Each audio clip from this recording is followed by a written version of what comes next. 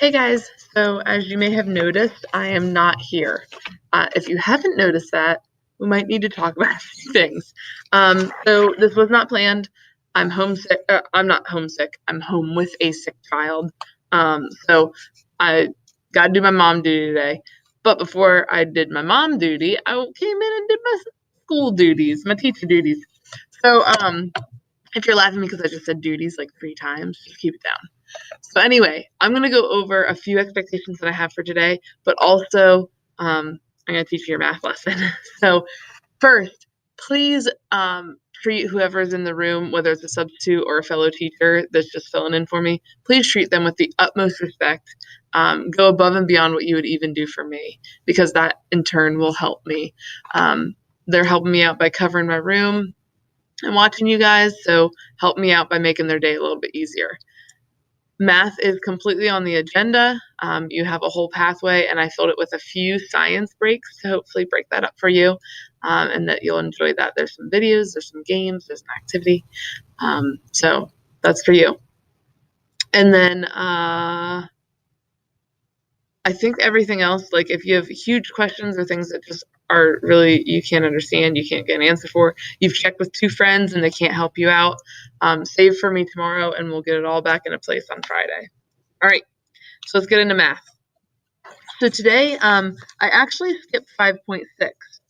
So please notice that we are on 5.7 today. We're going to go back to 5.6 tomorrow. And there's some reasons why I did that. So 5.7 today, even when you're doing your math boxes, you're in 5.7. So just make sure you're doing that. So I'm going to start with a question for you. If Ellie bought 7/8 of a yard of fabric to make a pillowcase, and after she bought the fabric, she only used 5/8 of the yard. My question is, how much fabric does she have left? And so hopefully you're thinking here that you're going to have a subtraction problem. Okay. And yes, today, 5.7, we are working on subtracting fractions. Now, this is not scary. I'm super excited that you're going to be doing this because you guys did so well with adding fractions.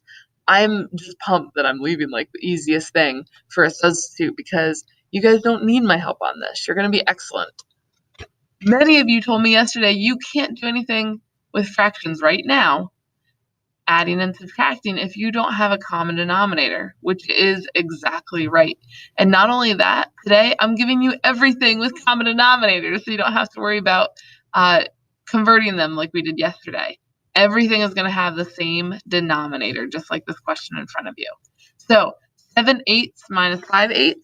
I'm not going to worry about those 8s. They're just going to come right over and continue to be my denominator. What I am worried about is the 7 minus 5. And boys and girls, I know you know 7 minus 5. 7 minus 5 is 2. So in this case, our answer is she's left with 2/8 yards of fabric. Okay, so today's journal is going to be just like 5.4's 2 days ago, when you had fraction questions at the bottom and 2 I'm sorry, I'm blanking. 2 word problems at the top. So you have a total of 6 problems. If you want to start from the bottom and get, good at subtracting your fractions and then work up, I'm okay with that. All right, just make sure that you are completing the page as best that you can. So here's another question. Okay, Kyle's goal is to finish 1 science book by Friday. On Wednesday, he finished 4/12 of the book. How much does he still need to read to reach his goal? So this is a subtraction problem where you're going, Ms. Langford, you told me everything was going to have the same on the denominator. That's true. I did say that. But in this case, you have to be smart and use what you know about math. I know that 12/12 is the same thing as 1 whole. So I'm just going to substitute that out. I'm going to bring in my subtraction, and all of a sudden, it's as easy as what I originally told you.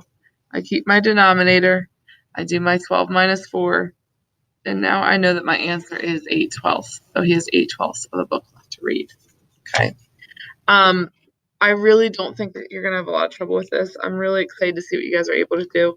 There's only one question on the page that has a whole number like that I just showed you. So hopefully that will help you out.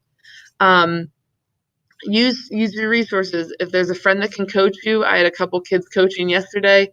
Coaches, that doesn't mean give them the answers and move on with your life. That means act like the teacher, help them out. Don't give them the answers, but just assist them on their way. I have high expectations for you guys today. Can't wait to see you tomorrow, and have a good one.